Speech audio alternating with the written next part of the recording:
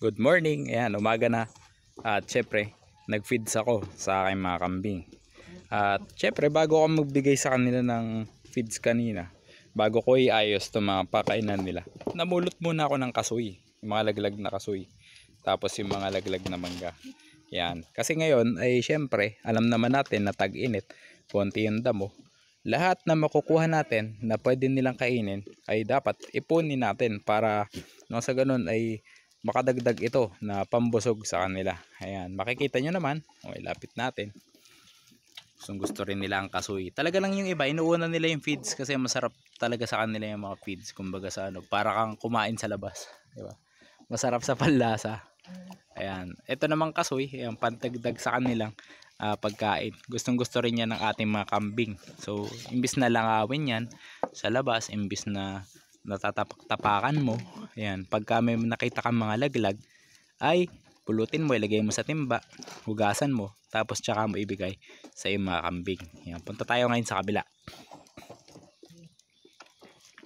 Yan, ito naman yung mga mangga na nalalaglag agad kasi syempre alam naman natin malakas ang hangin, umuulan-ulan, at pag ganun nalalaglag yung mga buko ng ating mangga. So marami pa rin naman tayong tumutuloy na mangga, lumalaki, pero ito para hindi masayang, syempre bigay natin sa ating mga kambing. Yan, tuwan-tuwa sila at tingnan mo, nguyang-nguya naman. Ayan, pati itong si Bana, saka itong si Mel. Yan, o, diba? Yan ay pandagdag pagkain nila. At syempre hindi na yan mabubulok at hindi na yan lalangawin. Makakabawas pa ito sa ating mga dumi, mga langaw sa ating lugar.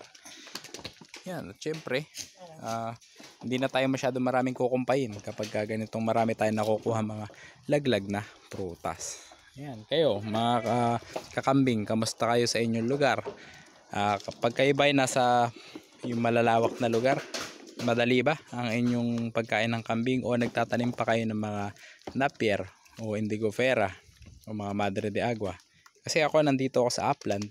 Sa upland nakapagtanim ako ng madre de agua dahil dito ay maraming shaded area, shaded na mga puno. At syempre marami pa tayong reserba. Ayan, upland nga tayo, ibig sabihin marami tayong mga pwedeng talasin na puno. Pag sinabing talasin, ipoproning natin para mas lalo silang gumanda. At syempre yung tinatanggal natin ng mga dahon sa kanila, mga sanga na maraming dahon, ay pwede nating ipakain sa ating mga kambing. Yun ang isang advantage na nandito sa upland.